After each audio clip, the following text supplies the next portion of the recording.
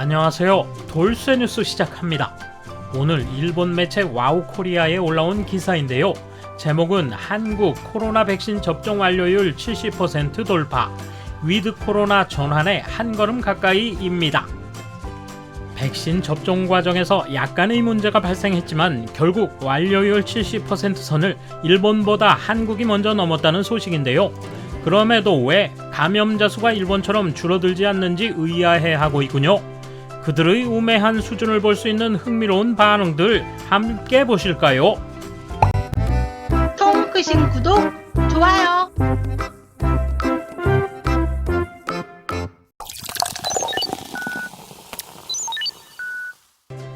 (23일) 한국의 코로나 바이러스 백신 접종 완료율이 한국 정부의 방역 시스템을 위드 코로나로 전환하기 위한 목표치인 70%를 달성했다.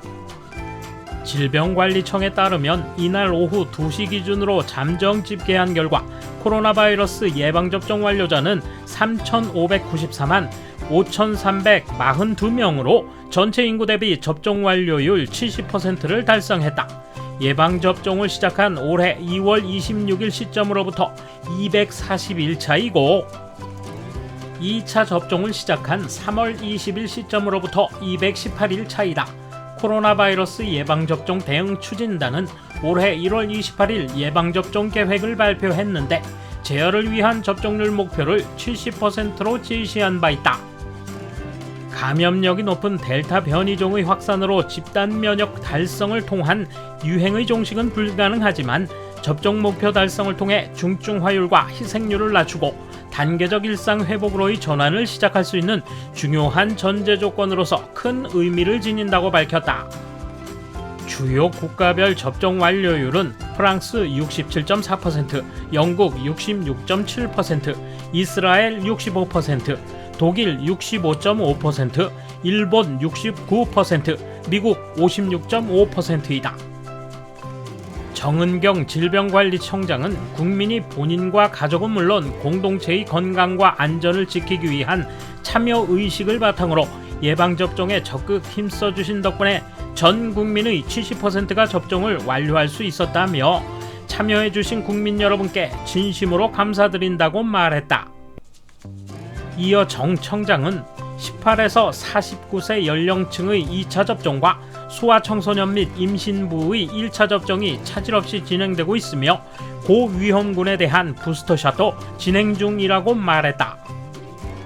이어 면역 형성 인구를 최대한 확보해 코로나 바이러스로 인한 중증 희생을 예방하고 단계적 일상 회복으로 안전하게 전환하기 위해 아직 접종하지 않은 분들은 접종에 꼭 동참해 주시기 바란다고 당부했다.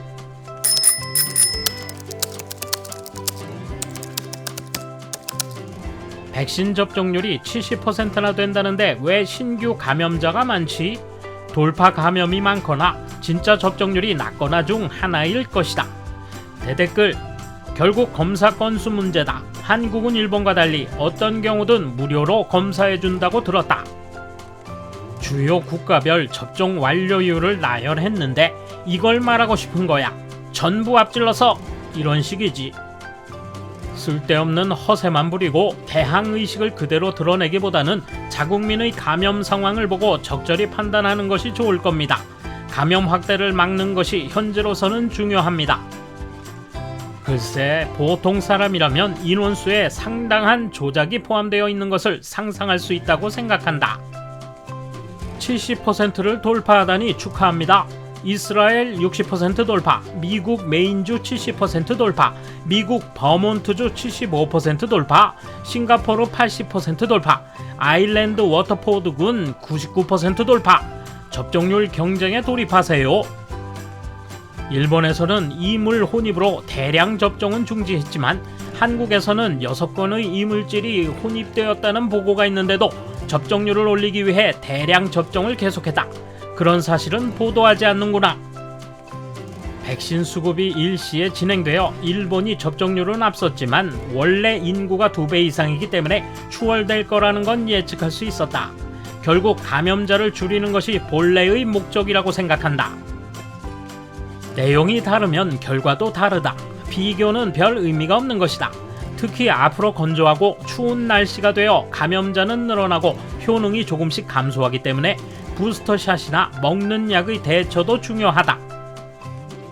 그렇게나 기분이 좋은가? 싱가포르는 2회 접종 완료가 80%였는데 감염자가 사상 최대로 나왔다. 요컨대 한국은 접종 완료라는 뜻이 2회 접종이 아니라 1회 접종을 끝낸 걸 말하는 건가? 그러니까 하루에 1700명이나 되는 사람이 감염되겠지. 일본이 69%일 때 절묘하게 70%를 맞춰 숫자 조작을 한 거다. 이해하기 쉽다. 그것에 비해 하루 감염자 수나 희생자 수에서 일본보다 높게 나오는 건 왜일까? 인구비가 아니라 절대수로 말이다. 감염자 수는 검사 수가 많기 때문이라 해도 희생자 수는 이유를 모르겠다. 일본에서는 사용하지 않는 얀센 백신이 효과가 나쁘다던데. 16일자로 한국의 백신별 누계 접종 완료자는 화이자 1754만 명, 교차 접종 포함 아스트라제네카 1080만 명, 모더나 300만 명이며 얀센 백신은 147만 명이다. 감염자가 줄지 않는 것은 화이자나 모더나보다 유효성이 떨어지는 백신이 3분의 1을 차지하는 게 원인일 수도 있다.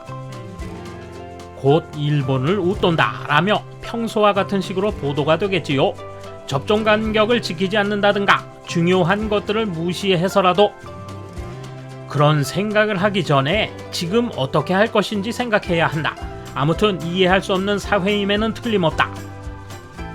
후생노동성의 희생자 보고 데이터를 보면 2021년 2월 17일부터 2021년 10월 15일까지의 합계가 1312건인데 99%가 정보 부족으로 인과관계 불명으로 나온다.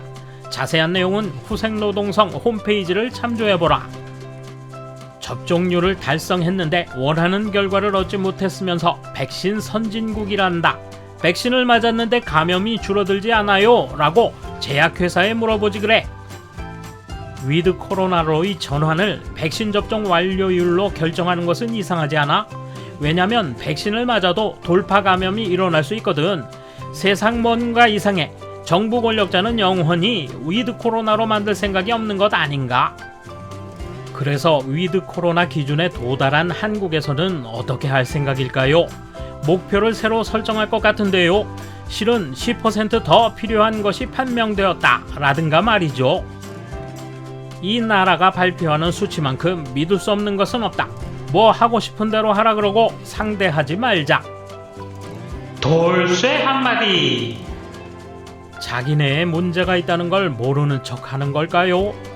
검증 없는 언론과 노란하는 국민들 꿍짝이 너무 잘 맞아요. 감사합니다. 돌쇠 물러갑니다. 이번 소식은 여기까지입니다. 시청해주셔서 감사합니다. 돌쇠처럼 우직하게, 만인처럼 화끈하게.